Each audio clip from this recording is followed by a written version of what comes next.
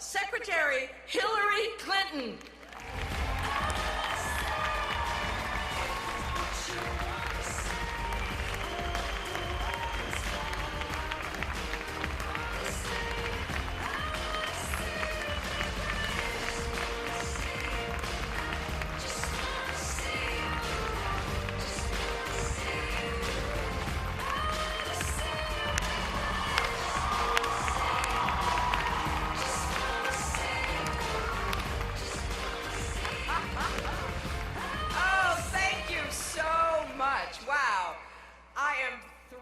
To be here and to have this opportunity to address this group one more time.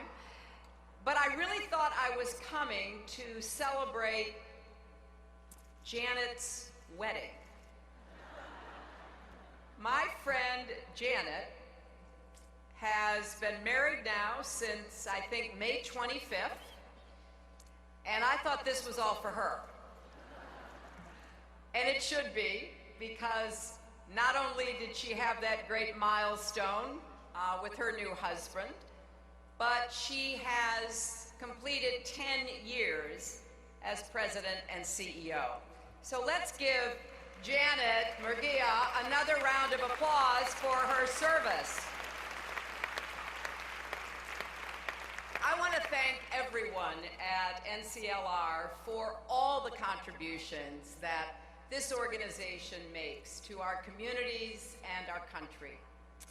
You heard Janet talking about some of the work I've done, some of the experiences I've had, working to increase opportunity to help children live up to their own God-given potential, to try to ease the way for hard-working families. Well, that's what you have done. You help workers get the training they need for good jobs in everything from manufacturing to healthcare. You empower Latino youth to reach their full potential as students, as workers, as leaders. You strengthen the Latino community by helping families build wealth, whether it's buying their first home, avoiding foreclosure, or making sound financial decisions. So I am here primarily to say thank you. Thank you, because your work is a model for what we need to do across our country. We need more people involved like you and like this organization to take it upon themselves to become partners for prosperity, for progress on behalf of all of our people. That's what I have heard as I have traveled across America for the past months. I've listened to the concerns that people have about an economy that still is not delivering for them the way it should, that still seems stacked for those already at the top. I've heard about the hopes people have for their future, going to college, starting a small business, getting a job that pays well enough to support a family and provide for a secure retirement. I'm running for president to strengthen the basic bargain of America. If you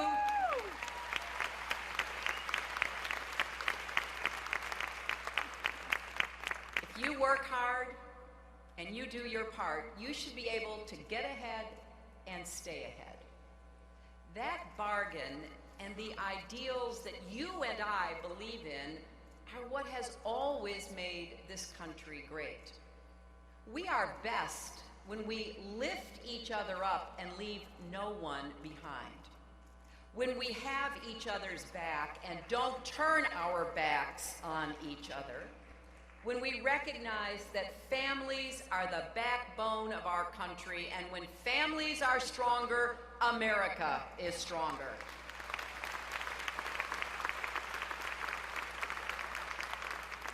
That's why I believe so passionately that we have to build a growth and fairness economy. I don't think you can have one without the other. We cannot afford to return to the top-down economic policies that failed us before. After the worst economic crisis since the Great Depression, Americans made a new beginning, and no one knows that better than the Latino community. Families supported each other, took second, even third jobs, postponed home repairs. You figured out how to make it work.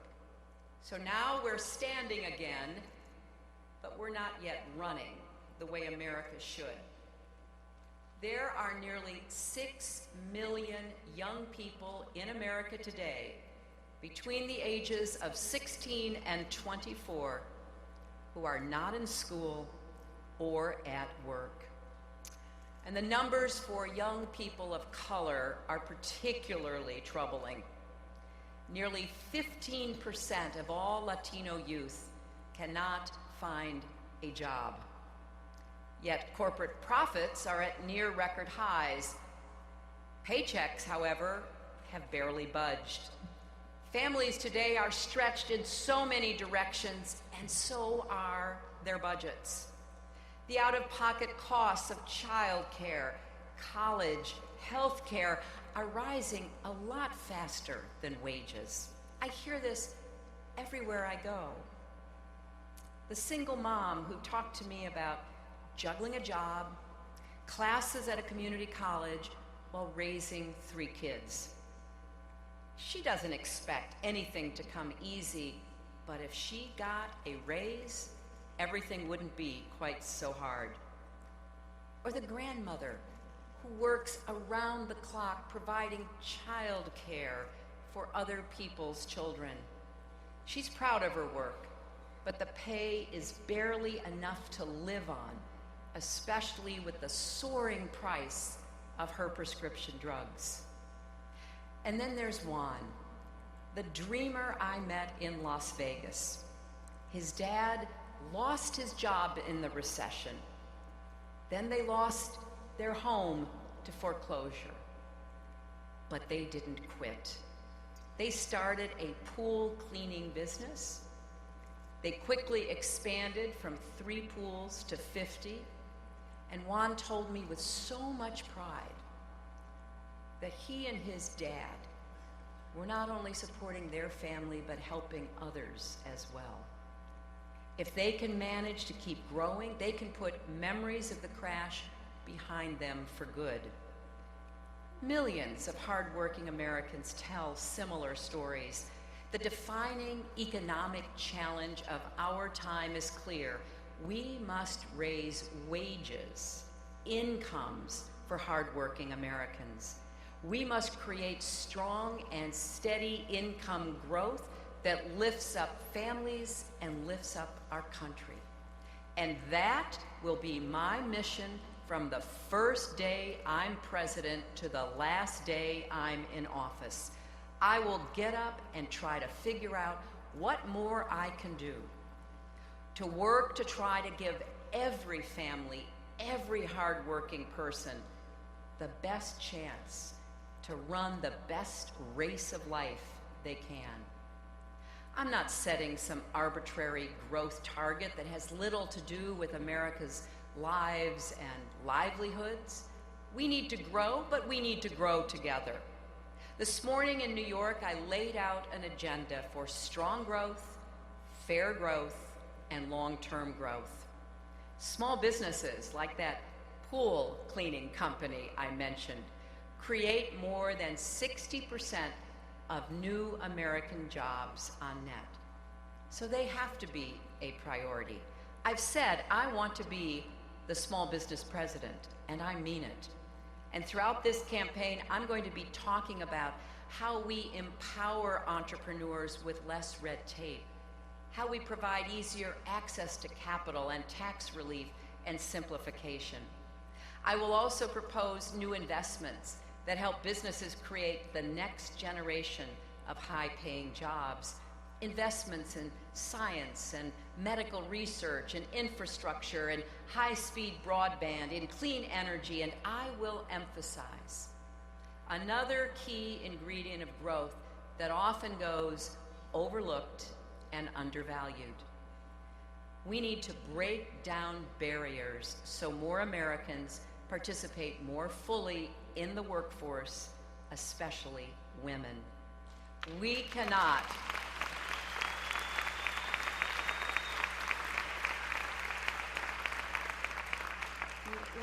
afford to leave talent on the sidelines, but that's exactly what we're doing.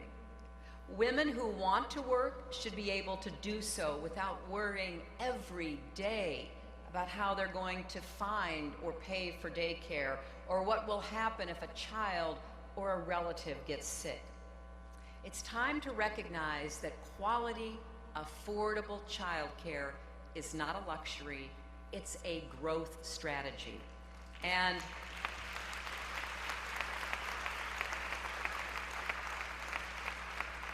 it is way past time to end the outrage of so many women still earning less than men on the job.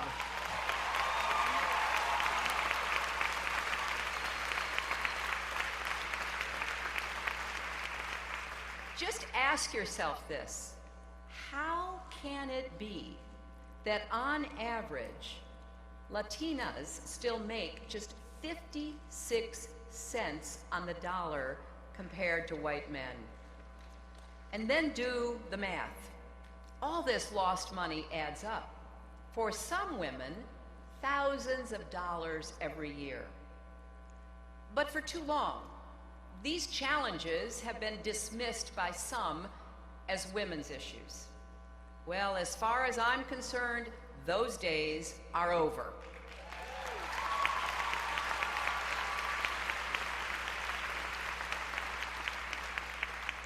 40% of married Latina mothers bring home at least half of their family's income. So when women are held back, families are held back. And when families are held back, America is held back. As president, I will always fight to put families first, just like I have throughout my entire career. Now, you probably heard Governor Bush say last week that Americans just need to work longer hours. Well, he should tell that to the farm workers breaking their backs picking fruit in Southern California.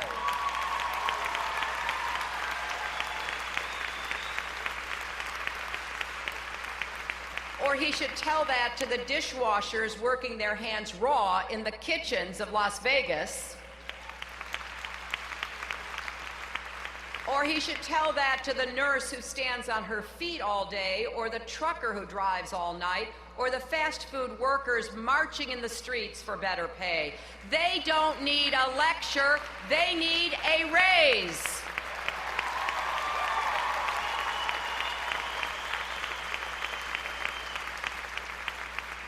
If you work hard in America, you ought to be paid fairly. So yes, we have to raise the minimum wage and implement President Obama's new rules on overtime, but we have to go further. I will crack down on bosses who exploit employees by misclassifying them as independent contractors or even stealing their wages, which happens too often in too many places. And I will fight back against efforts across our country to undermine worker bargaining power. You know, Republican governors like Scott Walker have made their names stomping on workers' rights, and practically all the Republican candidates hope to do the same as president. Well, I will stand up to these attacks. If we want to get serious about raising incomes, we have to get serious about supporting union members.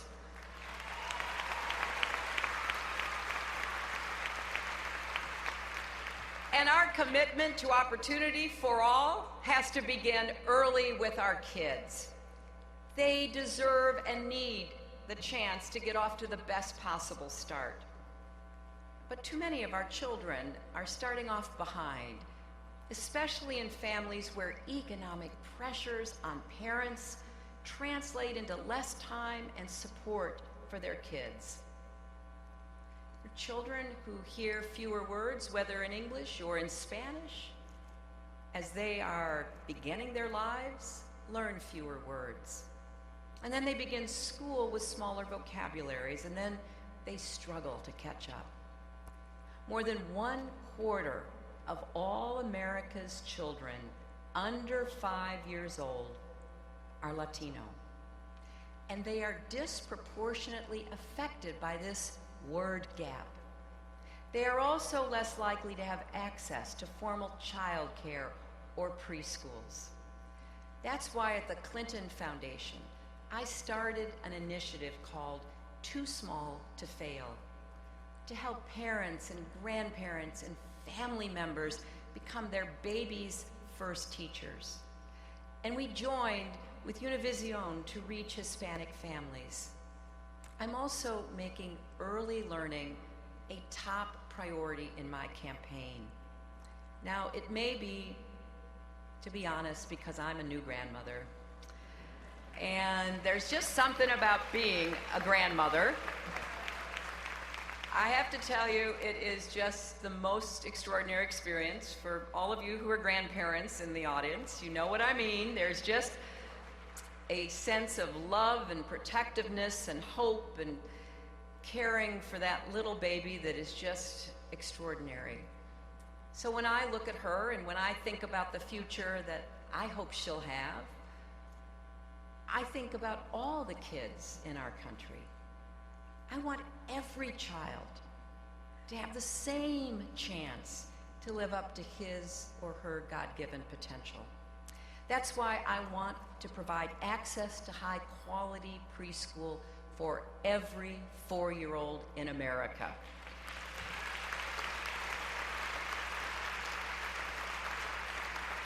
It's why we have to invest in our students and teachers at every level.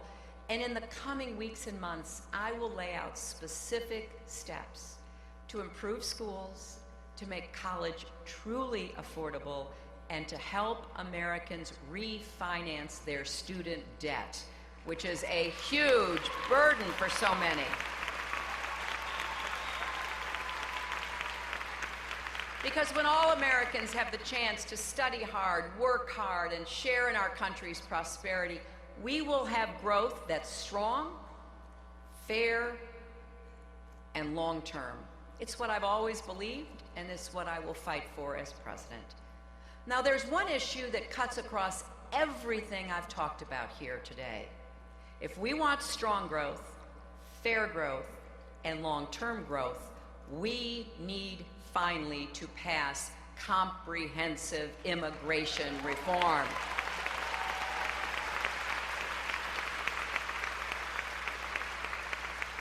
Bringing millions of hard-working people into the formal economy would not only be the right thing to do, but it would increase our gross domestic product by an estimated $700 billion over 10 years.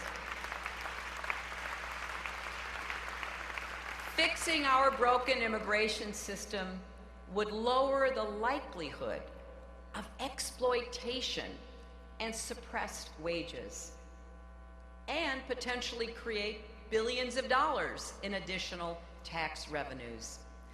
And the positive effects will ripple out across our economy, benefiting everyone in the country.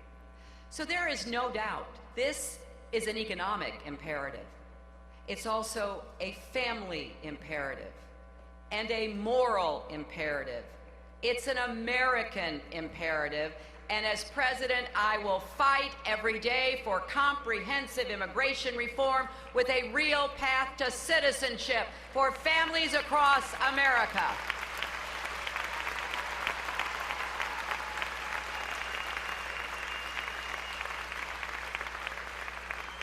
And I will defend President Obama's executive actions and stand up against any attempt to expose dreamers to deportation. And if Congress continues to refuse to act, as president, I would do everything possible under the law to go even further. There are more people with deep ties and contributions to our communities, like many parents of dreamers, who deserve a legal chance to stay and not worry about their family being broken up because of deportation.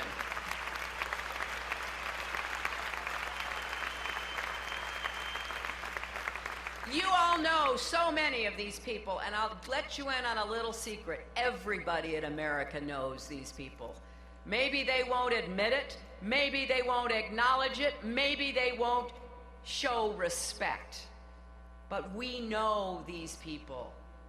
And I don't have to wait to become president to take a stand right here and right now against the divisive rhetoric that demonizes immigrants and their families.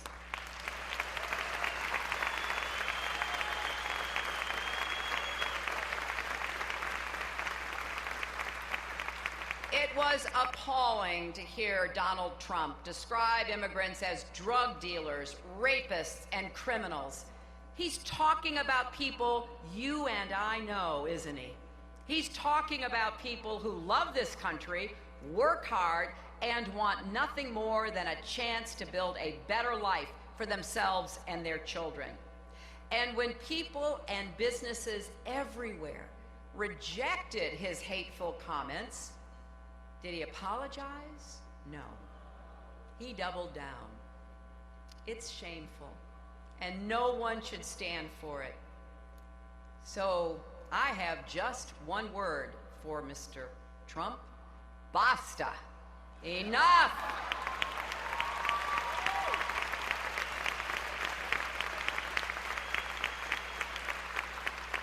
And to all the other Republicans running for president, why did it take weeks for most of you to speak out? You're normally such a talkative bunch. Suddenly, you have nothing to say. The sad truth is that even if some of the other candidates now condemn those words, if you look at many of their policies, it's hard to tell the difference. When they talk about legal status, that's code for second-class status. When they talk about rolling back the president's executive actions, that's code for tearing families apart. Do they really think they can get away with that kind of doublespeak? It's not enough to use language of respect if you refuse to support policies of respect. You know, as a mother and a grandmother and an American, I don't understand how anyone could think we should break up more families or turn away more talent. We should accept nothing less than full and equal citizenship. Families, organizers, and advocates have helped shine a light on our broken immigration system and the urgent need to fix it. We should all follow your lead and get this done once and for all. Together, we can build a stronger, fairer, more prosperous, and inclusive America. I'm running to make our country work for you and for every American, for the struggling, the striving, and the successful, for the farmers who feed us and the small business owners who took a risk, for the teachers who inspire us and the veterans who protected us, for every child who lives in the shadow of discrimination and deportation, and for every parent who dreams of a better future. I'm running for everyone who's ever been knocked down but refused to be knocked out. I'm running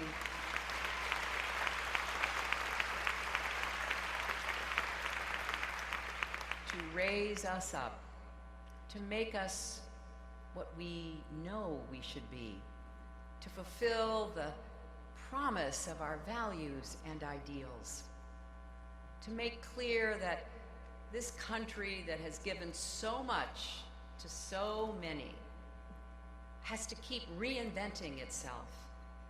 We are not guaranteed anything in life, and our country is not guaranteed anything either.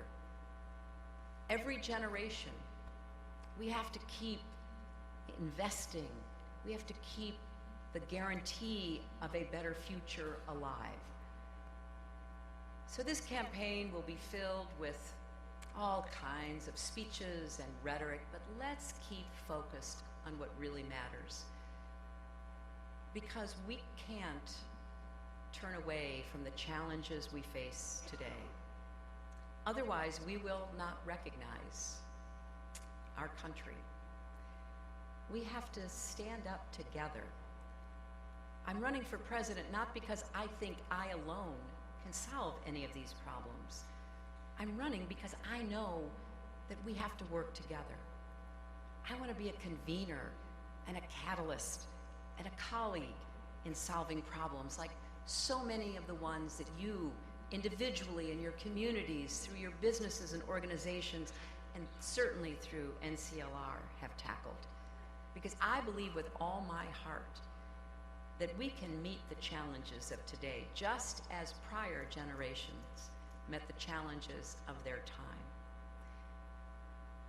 So as I go out across our country, I want to hear from you. I want your ideas. I want your plans about what we can do together. I'm running to bring us together, to solve problems together, to make the kind of difference that I know is possible. You know, I said that there's nothing quite like being a grandmother in my experience, and I've thought a lot about it. I think on the one hand, it really anchors and centers you in the present. You know, when Bill and I are taking care of Charlotte, nothing else matters. You know, our phones are left behind. We don't want to be bothered. We're just totally engaged in the moment in watching this little miracle unfold. And like every grandparent, we think everything she does is amazing. She claps her hands, we give her a standing ovation. But at the same time, just watching her, thinking about her, makes us consider the future. We will do everything possible to give her every opportunity that she can have, and we hope she'll have the character and the hard work ethic to take advantage of those opportunities. But then we ask, well, what kind of country will be waiting for her when she becomes an adult? What kind of world will be out there? How will she find her way? And it's so important, I think, for all of us to realize that we have to hope to give every child the same chance that we have given to our own. That's what motivates me. It's what's motivated me my entire life. You know, when I was about 10 or 11 years old, I signed up at my church in the suburb of Chicago where I lived, the Methodist Church, to babysit on Saturdays for the children of Mexican migrant farm workers. And one of our mothers, there were a group of 4 or so of us who had done this. One of our mothers would drive us out and stay with us because we were so young, while the older children went into the fields with their parents. And we would take care of the little children. We'd play games, we'd read to them, we'd try to get them to take a nap, not easy, and we would wait for the parents and siblings to come back. I remember like it was yesterday. The first time at the end of this long dirt road, the old ramshackle bus that transported the family members to the fields came back around 6 o'clock. The children we were babysitting could not contain themselves. They were so excited, and they immediately burst free from us and began running down that road. And as their mothers and their fathers and their uncles and their aunts and their big brothers and their big sisters got out of that bus, those children were lifted up and embraced by people who were tired, who'd worked all day, but who loved their children so much. I was just a child myself, but I watched and I thought, they're just like us. I used to run when I was their age to meet my father when he came home from work. And he would bend over and he would lift me up. I want for every child, everywhere in our country, to have that same sense of hope and possibility. Please join me in making that one of the core missions of this presidential campaign. Don't let it get trivialized. Don't let it get knocked off course. Let's stay focused on what will make us fairer, stronger, better as people and as Americans, and then truly serve this country better. Thank you all so much. Thank you. God bless you.